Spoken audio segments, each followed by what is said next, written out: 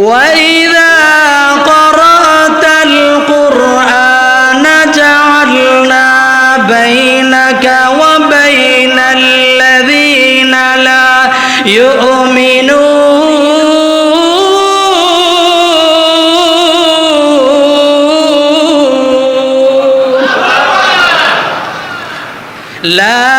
يؤمنون بالآخرة حجابا مستورا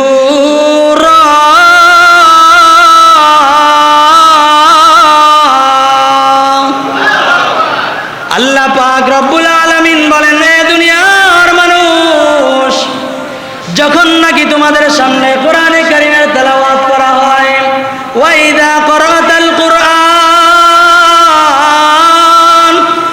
যখন নাকি তোমাদের সামনে কোরআনে কারীমের তেলাওয়াত করা হয়, জাআলনা বাইনাকা ওয়া বাইনাল্লাযীনা লা ইউমিনুনা, তোমাদের সামনে এবং যারা ঈমান আনে না, যারা আল্লাহকে বিশ্বাস করে না, যারা নবী রাসূলকে বিশ্বাস করে না, যারা কোরআন সুন্নাহকে বিশ্বাস করতে চায় না, মানতে চায় না, দুনিয়ার জমিনে এমন মানুষ এখনো আছে যারা কোরআন সুন্নাহকে ইসলাম বুঝতে চায় না। কথা কোন ঠিক না ঠিক? আল্লাহ পাক রব্বুল আলামিন বলেন, ওয়াজআলনা বাইনাকা ওয়া বাইনাল্লাযীনা লা ইউমিনুনা বিল আখিরাহ, যারা আখিরাতকে বিশ্বাস করতে চায় না তাদের ভিতরে আর তোমাদের ভিতরে পর্দা আটে দিছে। কে জোরে বলেন? আল্লাহ তাআলা পর্দা লাগায় দেন, তারা দেখতে পারে না। বাইনাকা ওয়া বাইনাহু হিজাবুম মাসতুরা। আবু লাহাবের স্ত্রী আল্লাহর পয়গম্বর সরওয়ারে দু আলম নবী, দু জাহানের সরদার নবীকে, আল্লাহর রসুলকে কষ্ট দেওয়ার জন্য হাতের ভিতরে যখন নাকি পাথর নিয়া আল্লাহর রসুলকে মারার জন্য গেছে, গিয়া বলতেছে, হে আবু বকর, তোমার লগে যে থাকে এই লোকটা কই? আল্লাহর রসুল সাল্লাল্লাহু আলাইহি ওয়াসাল্লামের চাচা আবু লাহাবের ব্যাপারে আল্লাহ পাক রব্বুল আলামিন তার ধ্বংসের কথা এবং তার দুনিয়া আখিরাতের জীবন, উভয় জীবন বরবাদ হওয়ার কথা এবং আমাদেরকে এর থেকে শিক্ষা গ্রহণ করার কথা আল্লাহ তাআলা তেলাওয়াতকৃত সূরার ভিতরে আল্লাহ তাআলা জানিয়েছেন। আল্লাহ পাক রব্বুল আলামিন বলেন, তাব্বাত ইয়াদা আবি লাহাবিন ওয়া তাব। আল্লাহ পাক রব্বুল আলামিন বলেন, আবু লাহাবের দুই হাত ধ্বংস হয়ে যাক। ওয়া তাব, আবু লাহাবের দুই হাত ধ্বংস হয়ে গেছে। মা আগনা আনহু মালুহু ওয়া মা কাসাব। আল্লাহ পাক রব্বুল আলামিন বলেন, দুনিয়ার মানুষ, দুনিয়াতে মানুষ যত সম্পদ অর্জন করে, কামাই করে, আল্লাহ তাআলা এই আবু লাহাবকে এমন সন্তান দান করেছিলেন, দুনিয়ার মাল ও দৌলত দান করেছিলেন। আবু লাহাব যখন নাকি আল্লাহর পয়গম্বর সরওয়ারে দু আলমের বিরোধিতা আরম্ভ করলো, আল্লাহ পাক রব্বুল আলামিন আল্লাহর রসুলের মাধ্যমে জানা দিলেন, মা আগনা আনহু মালুহু ওয়া মা কাসাব। তার সম্পদ এবং সন্তান কিছুই আবু লাহাবের কাজে আসবে না। এক নাম্বার আয়াতের মধ্যে আল্লাহ পাক রব্বুল আলামিন বলেন, আবু লাহাব ধ্বংস হয়ে যাক, আবু লাহাব ধ্বংস হয়ে গেছে। দুই নাম্বার আয়াতের ভিতরে আল্লাহ পাক রব্বুল আলামিন বলেন, তার উপার্জিত যত সম্পদ আছে, তার যে ছেলে সন্তান আওলাদ ফরজন্দ আছে, এইগুলোও তার দুনিয়া আখিরাতে কোনো কিছুই কাজে আসবে না। এই জায়গার ভিতরে মুফাসসিরিনে কেরাম বলেন, তাব্বাত ইয়াদা আবি লাহাবিন ওয়া তাব। আল্লাহ পাক রব্বুল আলামিন কোরআনের ভিতরে যে বললেন আবুল আহাব ধ্বংস হয়ে গেছে, কিভাবে আল্লাহ তাআলা আবুল আহাবকে ধ্বংস করেছেন হাদিসের ভিতরে পাওয়া যায়। বদরের যুদ্ধ যখন হয়ে গিয়েছিল, বদরের যুদ্ধ হওয়ার পর ওই জায়গার ভিতরে কাফেররা শোচনীয়ভাবে পরাজিত বরণ করেছিল। মুসলমানদের বিজয় আসছে, আর কাফের বেঈমানদের শোচনীয় পরাজয় হওয়ার পর গালেবান 1 সপ্তাহ পর 7 দিন পরে আবুল আহাবের গলার নিচে এমন একটা গুটি বসন্তের রোগ হয়ে গেছিল। গুটি বসন্তের রোগ হওয়ার পর সেটা এমনভাবে তার শরীরের ভিতরে ছড়ায় গিয়েছিল। আর ওই সময় ওই আরবের ভিতরে গুটি বসন্ত যাদের হইতো, তারা সেটাকে ছোঁয়াছে রোগ মনে করত। এই ছোঁয়াছে রোগ মনে করে এই সমস্ত ব্যক্তি যাদের কাছে নাকি গুটি বসন্তের রোগ হয়, তাদেরকে ঘরে রাখতো না, পরিবারের ভিতরে রাখতো না, তাদেরকে এলাকা ছাড়া, ঘর ছাড়া, আত্মীয় স্বজন ছাড়া করে দিত। মুসলমান ভাইরা আমার, ভালো করে লক্ষ্য করে শুনুন, আল্লাহ পাক রব্বুল আলামিন আল্লাহর পয়গম্বরের সাথে বেয়াদবি করার কারণে বদর যুদ্ধের 1 সপ্তাহ পর আবুল আহাবের শরীরের ভিতরে এমন একটা রোগ দিয়া দিল, যেই রোগের কারণে সে বাড়িতেও থাকতে পারে না, সন্তানের কাছেও থাকতে পারে না, স্ত্রীর কাছেও থাকতে পারে না। সে তাকে ঘর ছাড়া, বাড়ি ছাড়া, এলাকা ছাড়া করে দিয়েছে। আল্লাহ পাক রব্বুল আলামিন তার এই গুটি বসন্ত রোগ দিন দিন বাড়াইতে আরম্ভ করলো। তার পুরাটা শরীর পচে গিয়েছিল।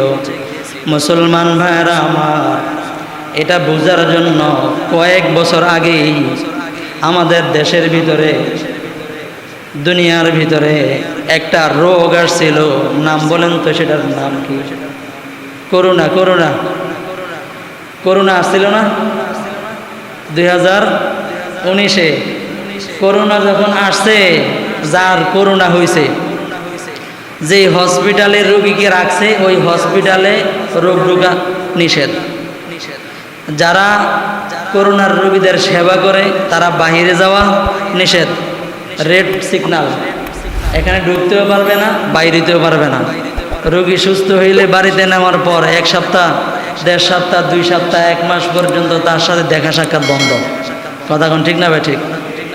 করোনা দিয়ে আমরা বুঝতে পারি যে ওই যে আগের জামানায়, আজ থেকে 1500 বছর আগে যে গুটি বসন্তের রোগ হতো, তারা ঠিক তেমনই করত। তারা সেটাকে ছোঁয়াছুঁয়ি রোগ মনে করত, যার কারণে পরিবারের ভিতরে এমন গুটি বসন্তের রোগ হইলে ঘরের ভিতরে, এলাকার ভিতরে তারা রাখতো না, বের করে দিত।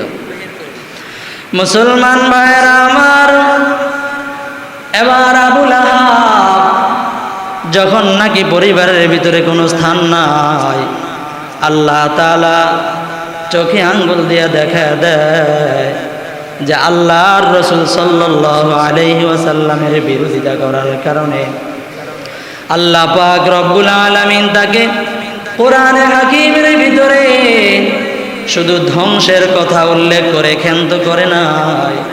আল্লাহ পাক রব্বুল আলামিন দুনিয়ার মানুষকে কিয়ামত পর্যন্ত আনেওয়ালা সমস্ত বান্দাবান্দীদেরকে দেখায় দিলেন যে আল্লাহ তাআলা আবুল আহাব আল্লাহর পয়গম্বরের সাথে বেয়াদবি করার কারণে, আল্লাহর পয়গম্বরের সাথে খারাপ আচরণ করার কারণে আল্লাহ পাক রব্বুল আলামিন কোরআনে হাকিমের ভিতরে ঘোষণা দেওয়ার সাথে সাথে আল্লাহ তাআলা সেটার বাস্তবায়ন 100-তে 100% পরিপূর্ণ করে দিয়েছে।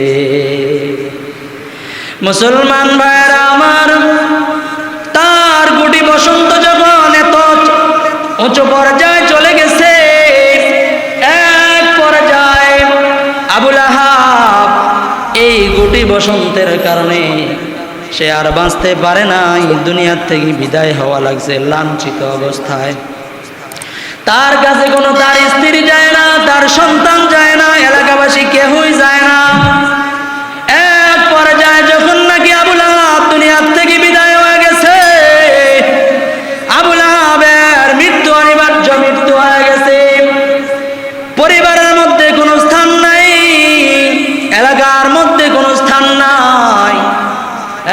পর্যায়ে তাকে পাহাড়ের চূড়ায় নিয়ে গেছে। পাহাড়ের চূড়ায় নিয়ে যাওয়ার পর দূর থেকে লাঠি দিয়া এমনভাবে আঘাত করে গেলে পাহাড়ের চূড়ার থেকে একটা গর্ত করে আবু লাহাবকে ওই গর্তের ভিতরে পাহাড়ের চূড়ার থেকে এমনভাবে ফালাইয়া দিছে। এমনভাবে ফেলে দেওয়ার পর দূর থেকে তাকে মাটি চাপা দিয়া দিছে। আল্লাহ পাক রব্বুল আলামিন তেলাওয়াতকৃত আয়াতের ভিতরে আবু লাহাবের ব্যাপারে আল্লাহ পাক ধ্বংসের কথা উল্লেখ করে বাস্তবায়ন করে দিলেন। তাফসিরে মাজহারের ভিতরে এবং তাফসিরের ভিতরে মুফাসসিরিনে কেরাম উল্লেখ করেন তার যে স্ত্রীটা ছিল এই স্ত্রীটাও আবু লাহাবের অনেক সহযোগী ছিল এবং এই আবু লাহাব আল্লাহর পয়গম্বরের কাছে গিয়ে গিয়ে আল্লাহর পয়গম্বরের সাথে সে গর্ব অহংকার করত। কি করতে জোরে কোন? গর্ব অহংকার করত, সম্পদ নিয়ে অহংকার করত। সম্পদ আছে আমার, তোমার সম্পদ নাই। আমার ছেলে সন্তান আছে, তোমার তো ছেলে সন্তান নাই। আল্লাহর পয়গম্বরের ছেলে হয়েছে শিশুকালে আল্লাহ তাআলা দুনিয়ার থেকে উঠায় নিয়েছেন। যখন নাকি আরবের জামানা বড় বড়টার যুগ, ছেলে সন্তান হইলে মানুষগুলা খুশি হইতো, আনন্দিত হয়ে যাইত। আর মেয়ে সন্তান হইলে তারা লাঞ্ছিত হয়ে যাইত। মানুষের সামনে তাদের মুখ দেখানোর পর্যন্ত তারা সেটা করতে পারত না। নিজের অন্তরের মধ্যে সেটা আঘাত লাগতো। তার কন্যা সন্তান হয়েছে, কন্যা সন্তান হয়েছে এই জন্য কি করে? মানুষের সামনে মুখ দেখাইতে পারে না, শরম পায়।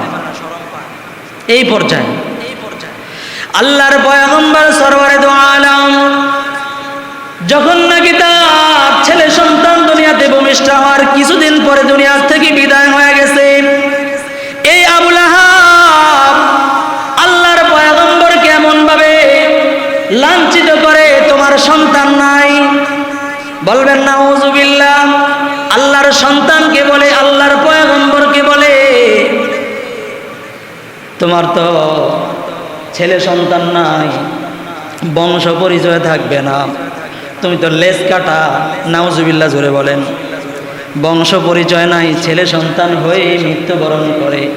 আবু লাহাব আল্লাহর পয়গম্বরকে ধন সম্পদ এবং সন্তান সন্ততির বড়াই করত, অহংকার করত। আল্লাহ পাক রব্বুল আলামিন দ্বিতীয় আয়াতের ভিতরে বলেন, মা আগনা আনহু মালুহু ওয়া মা কাসাব। আল্লাহ পাক রব্বুল আলামিন বলেন, এই আবু লাহাব তার সন্তান, তার সম্পদ, এই সম্পদ নিয়ে, সন্তান নিয়ে আল্লাহর পয়গম্বরের কাছে আইসা বড়াই করত। আমার সন্তান আছে, ছেলে আছে, আমার বংশ বিস্তার হবে, তোমার ছেলে নাই, বংশ শেষ হয়ে যাবে। লেজ কাটা দম্বুরিরা বলে বলে আল্লাহর রসুলকে গালাগালি করত। মুসলমান বলেন তো, গালাগালি করা এটা মুসলমানের কাজ না আবু লাহাবের কাজ? কয়টা কথা? মুসলমানের কাজ না আবু লাহাবের কাজ? আবু লাহাব, আবু লাহাব মুসলমান না বেঈমান? বেঈমান। আবু লাহাব কি দুনিয়াতে কিয়ামত পর্যন্ত তার নাম মানুষ নিবে? এটা কি সুনাম না দুর্নাম? দুর্নাম। কেন? আল্লাহর রসুল সাল্লাল্লাহু আলাইহি ওয়াসাল্লামের সাথে অহংকার করেছে, আল্লাহর রসুলকে গালাগালি করেছে। শুধু সে একা নয়, তার স্ত্রী সহ। মুসলমান ভাইরা আমার, আল্লাহ পাক রব্বুল আলামিন বলেন, মা আগনা আনহু মালুহু ওয়া মা কাসাব। তার সন্তান, তার সম্পদ কিছুই তার কোনো কাজে আসবে না। সে যখন মারা গেল, মৃত্যুবরণ করেছে, তার লাশটাকে নেওয়ার জন্য কোনো সন্তান তার কাছে যায় না। মানুষ ভাড়া নিয়া তার সন্তান তার লাশটাকে ধরতে যায় না। করোনার সময় আপনারা দেখেছেন, যারা করোনায় আক্রান্ত হয়ে মৃত্যুবরণ করেছে, সন্তান লাশ থুইয়া রাস্তার ভিতরে লাশ রেখে সন্তান পলায়ন করেছে। কথা কোন ঠিক না বেঠিক? বাড়িতে লাশ থুইয়া সন্তান বাড়ির থেকে বের হয়ে গেছে, আর ফোন করছে হুজুরদেরকে, হুজুর ওই লাশটা নিয়ে কবরের ব্যবস্থা করেন। বিপদে বললে হুজুর লাগে। কথা কোন ঠিক নেই? কথা কয় না, ঠিক না বেঠিক? বিয়ের সময় জানাজার সময় বিপদে যখন পড়ে তখন হুজুর লাগে, আর বিপদ শেষ কারণ আল্লাহও নাই হুজুরও নাই, কেউ লাগে না। কথা কোন ঠিক না বেঠিক? এই হইল অবস্থা। যখন তার অবস্থা সচ্ছল তখন আল্লাহও চিনে না, হুজুরও চিনে না, দিন ইসলাম কোরআন সুন্নাহ কিছুই লাগে না। আর যখন বিপদে পড়ে তখন মুনাজাত ধরে হুজুরের কাছে আসে। কথা কয় না, ঠিক না বেঠিক? আল্লাহ পাক রব্বুল আলামিন জানায় দিলেন, সন্তান নিয়ে গর্ব করো, সন্তান নিয়ে অহংকার করো। ও মুসলমান, এই সন্তান তোমার কোনো কাজে লাগবে না। অহংকার করার কিছুই না, কারণ অহংকার একমাত্র আল্লাহ তাআলার গুণ। কার গুণ? অহংকার একমাত্র আল্লাহ তাআলার গুণ। এই সন্তান নিয়ে আমি যদি গর্ব করি, সন্তান আমার বিরোধিতা করবে, দুনিয়াতে এর ফলাফল পাওয়া যাবে। এই জন্য সন্তান আর সম্পদ নিয়ে কখনো গর্ব অহংকারী করতে নাই। বলেন ইনশাআল্লাহ। মুসলমান ভাইরা আমার, আল্লাহ পাক রব্বুল আলামিন বলেন, মা আগনা আনহু মালুহু ওয়া মা কাসাব। আবু লাহাবের সন্তান, আবু লাহাবের সম্পদ কোনো কিছুই কোনো কাজে লাগলো না।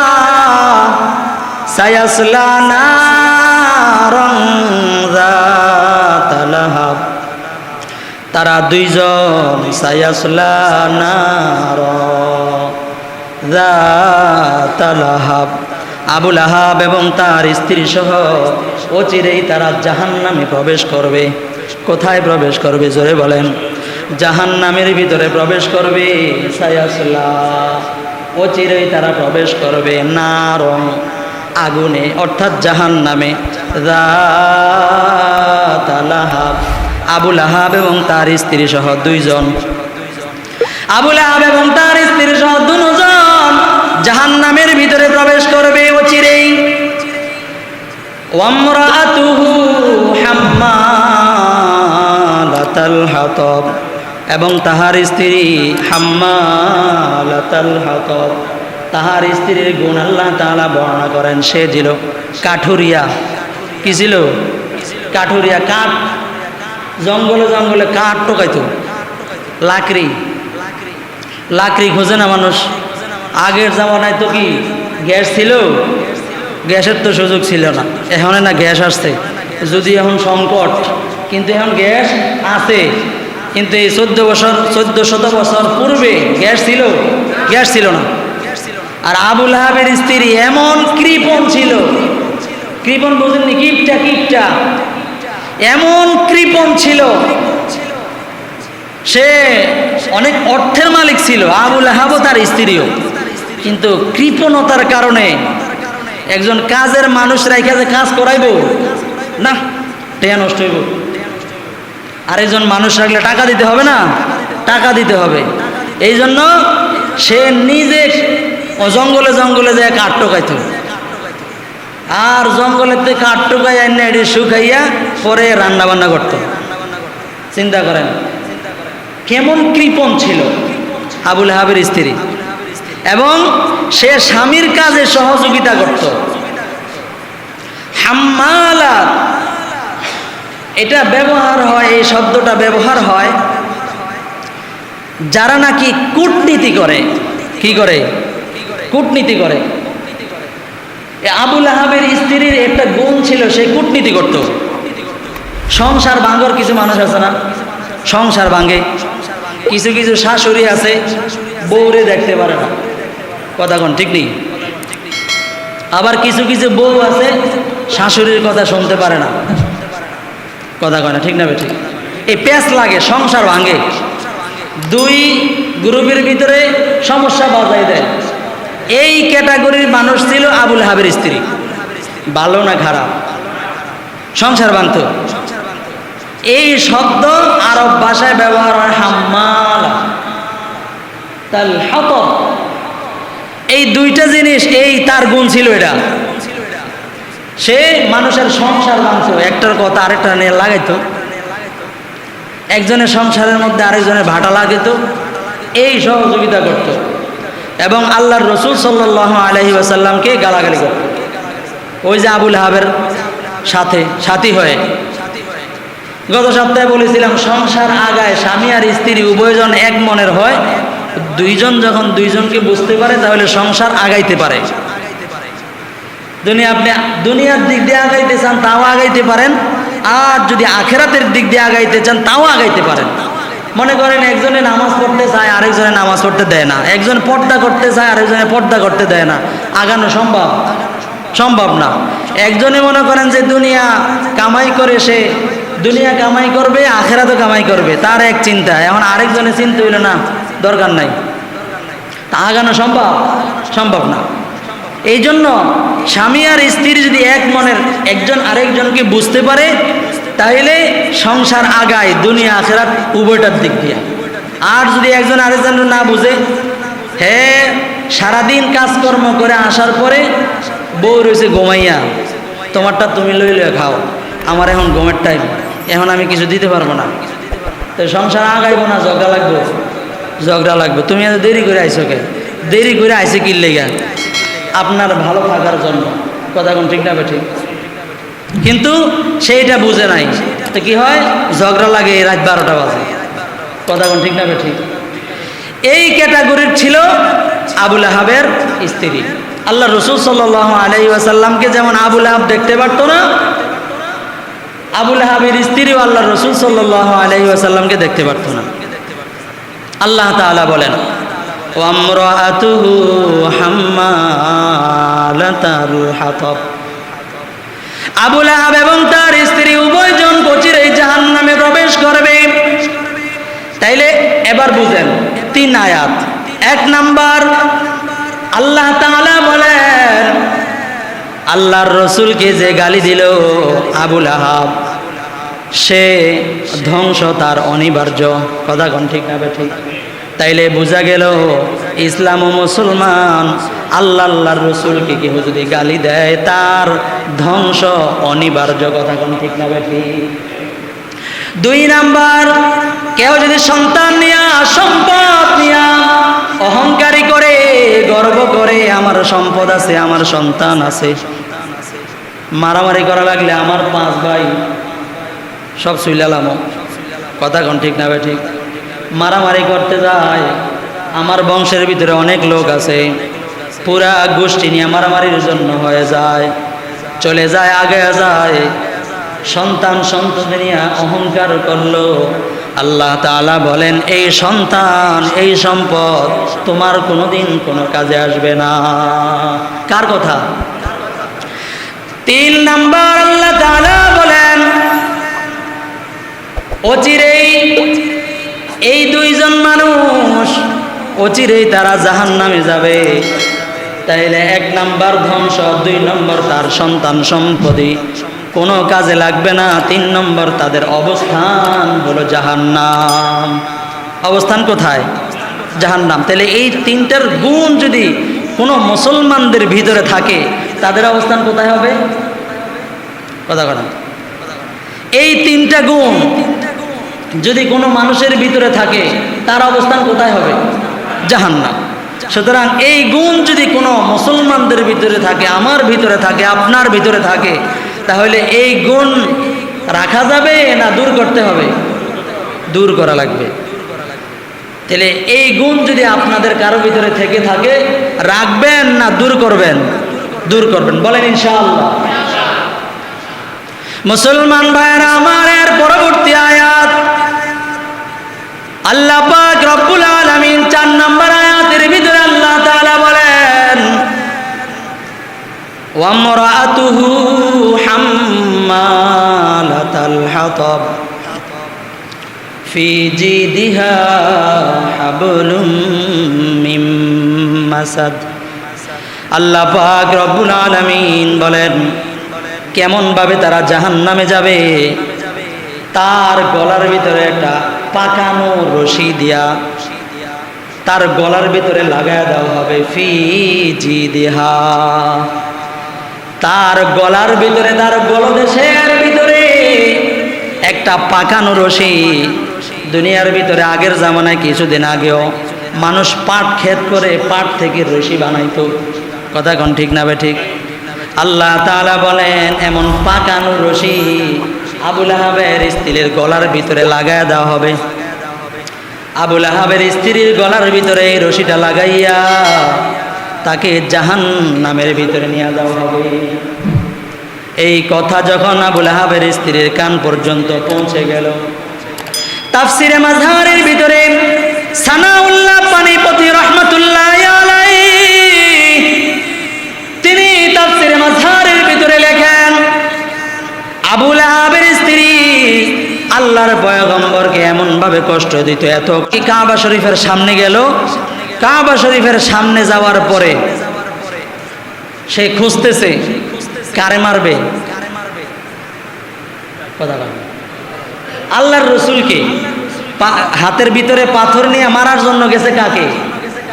আল্লাহর রসুল সাল্লাল্লাহু আলাইহি ওয়াসাল্লামকে পাথর মারবে, লাকড়ি মারবে, কষ্ট দিবে, দুনিয়া থেকে বিদায় করে দিবে। আল্লাহর রসুল সাল্লাল্লাহু আলাইহি ওয়াসাল্লাম ওখানে বসা এবং সাহাবাই কেরাম আল্লাহর রসুলের পাশে বসা, হযরত আবু বকর রাদিয়াল্লাহু আনহু পাশে বসা। আবু লাহাবের স্ত্রী গিয়া আল্লাহর রসুলকে খুঁজতেছে, কই এটা, কই এটা, কারে খোঁজে? আল্লাহর রসুল সাল্লাল্লাহু আলাইহি ওয়াসাল্লামকে খুঁজে। তা আল্লাহর রসুল সামনেই বসা, দেখে না। আল্লাহর রসুল সামনেই বসা, কিন্তু কি করতেছে না, দেখতেছে না। কারণ আল্লাহ তাআলা দেখাই দিতেছেন যে তুই আমার রসুলকে কষ্ট দিবি আর আমি বসে থাকবো? আমার পেয়ারা রসুলকে তুমি কষ্ট দিবা আর আমি বসে থাকবো? আমার পেয়ারাদের কি তুমি কষ্ট দিবা, আমি কি বসে থাকবো? না, কোশ্চিন কালেও না। আল্লাহ তাআলা তার চোখের পর্দার ভিতরে, তার চোখের ভিতরে এমন পর্দা এঁটে দিলেন যে আল্লাহর রাসূল সাল্লাল্লাহু আলাইহি ওয়াসাল্লামকে সে আর দেখে না। সূরা বনী ইসরাঈলের 45 এবং 46 নম্বর আয়াতের ভিতরে আল্লাহ পাক রব্বুল আলামিন বলেন, وَإِذَا قَرَأْتَ الْقُرْآنَ جَعَلْنَا بَيْنَكَ وَبَيْنَ الَّذِينَ لَا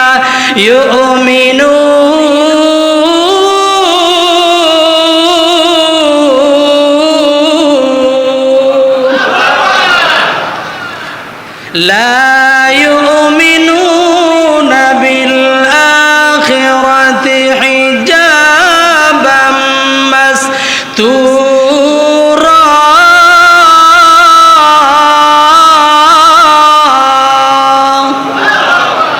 আল্লাহ পাক রব্বুল আলামিন বলেন, হে দুনিয়ার মানুষ, যখন নাকি তোমাদের সামনে কোরআনে কারীমের তেলাওয়াত করা হয়, ওয়াইদা করাতাল কুরআন,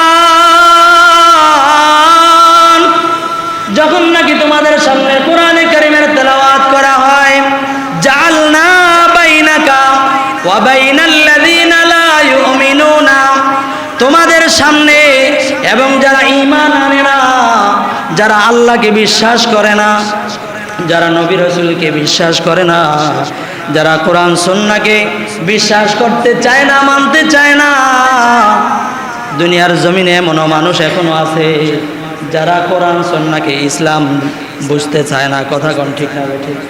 আল্লাহ পাক রব্বুল আলামিন বলেন, ওয়াজআলনা বাইনাকা ওয়া বাইনাল্লাযীনা লা ইউমিনুনা বিল আখিরাহ, যারা আখিরাতকে বিশ্বাস করতে চায় না তাদের ভিতরে আর তোমাদের ভিতরে পর্দা আটে দিছে। কে জোরে বলেন? আল্লাহ তাআলা পর্দা লাগায় দেন, তারা দেখতে পারে না। বাইনাকা ওয়া বাইনাহু হিজাবুম মাসতুরা।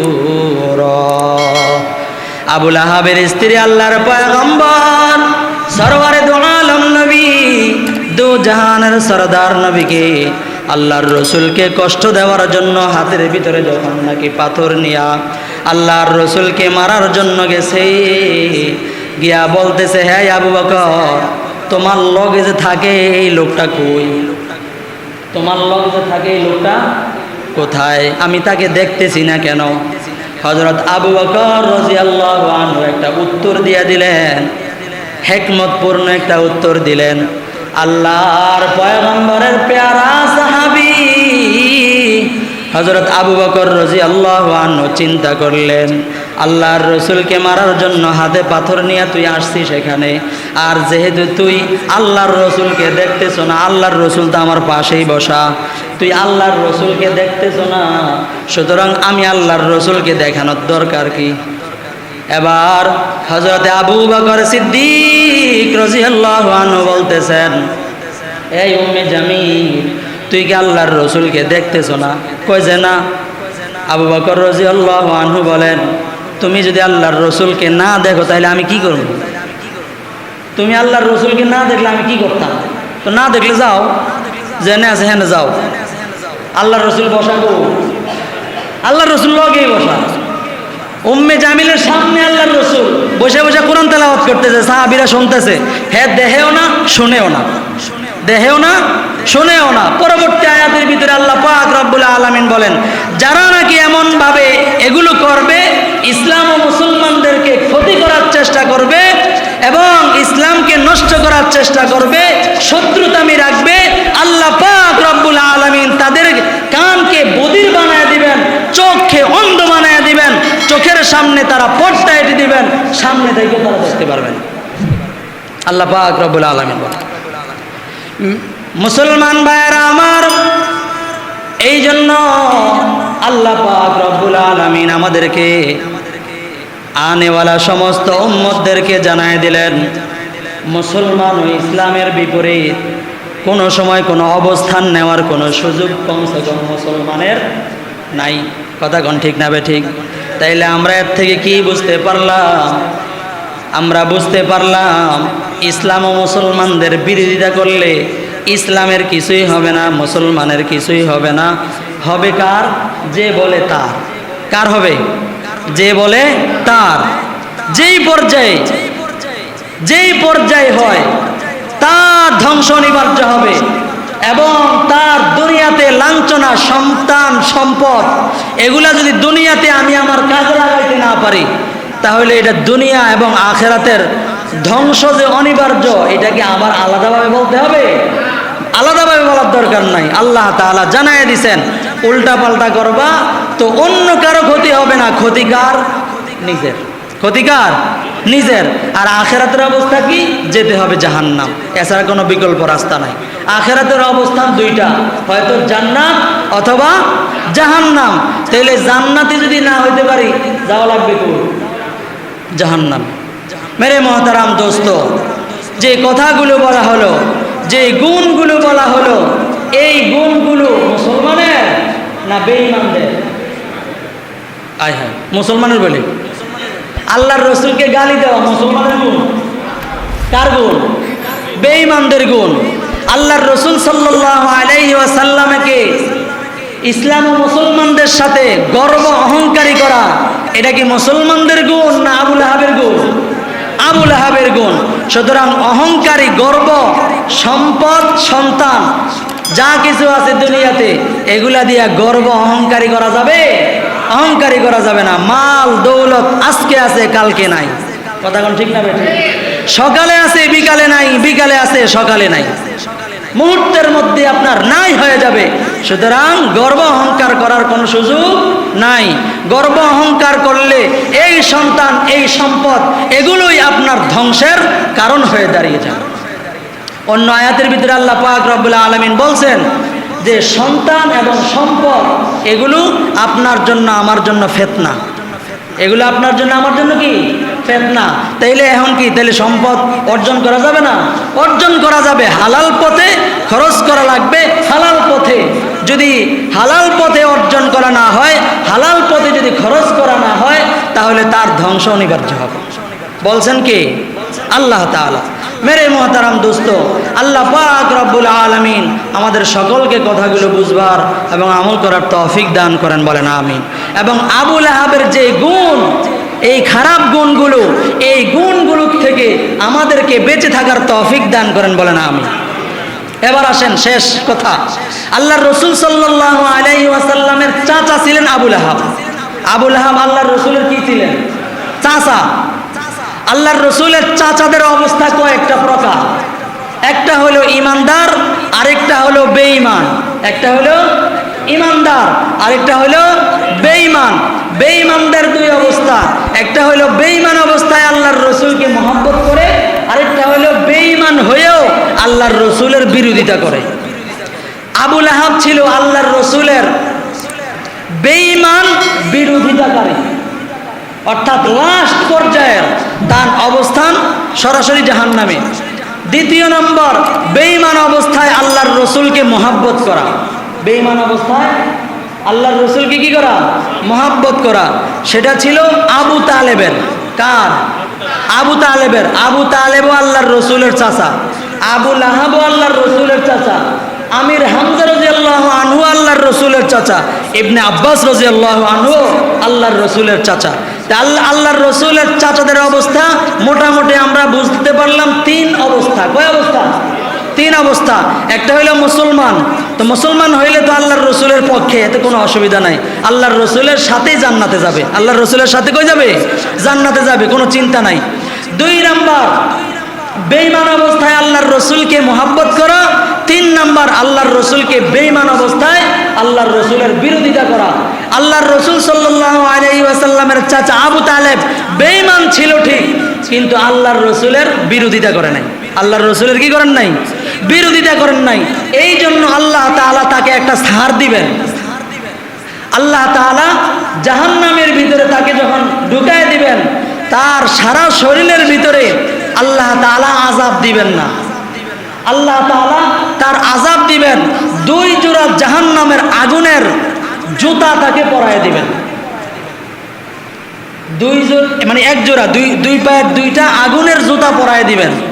এই আগুনের জুতা পরায় দেওয়ার কারণেই তার অবস্থা এমন হবে যে আল্লাহ রসুল সাল্লাল্লাহু আলাইহি ওয়াসাল্লামের এই চাচার বেঈমান থাকার কারণে, তার এই জুতার কারণে তার পুরো শরীর গরম হয়ে তার মাথার মগজগুলো টকবক টকবক টকবক করতে থাকবে জাহান্নামের ভিতরে। শুধু একটা আযাব হবে, কেন? সে বেঈমান ছিল ঠিক, কিন্তু আল্লাহর রসুলের বিরোধিতা করেন নাই, আল্লাহর রসুলের পক্ষে ছিলেন। আযাব হবে কেন? বেঈমান ছিলেন এই কারণে। বেঈমান থাকার কারণে আযাব হবে, আর আল্লাহর রসুলের মহব্বত করার কারণে আযাব হালকা হবে। এরপরে তৃতীয় নম্বর অবস্থান হলো, আল্লাহর রসুলের বেঈমান ছিল, সাথে সাথে আল্লাহর রসুল সাল্লাল্লাহু আলাইহি ওয়াসাল্লামের বিরোধিতা করত, বিরোধী ছিল, যার কারণে তার অবস্থান কেমন? দুনিয়াতে তার সবার সামনে লাঞ্ছিত, সন্তানদের থেকে বঞ্চিত, সম্পদ থেকে বঞ্চিত, এবং আখিরাতে তার চিরস্থায়ী জাহান্নাম অনিবার্য। মেরে মহতারাম দোস্ত, আসুন আমরা এই সমস্ত গুণ থেকে, এই সমস্ত খারাপ গুণ থেকে আমাদেরকে, আমাদের আহলকে, আমাদের পরিবারকে বাঁচিয়ে রাখবো ইনশাআল্লাহ। আল্লাহ তাআলা আমাদের সকলকে বুঝবার এবং আমল করার তৌফিক দান করেন, বলেন আমিন। ওয়া আখিরু দাওয়ানা আনিল হামদুলিল্লাহি রাব্বিল আলামিন।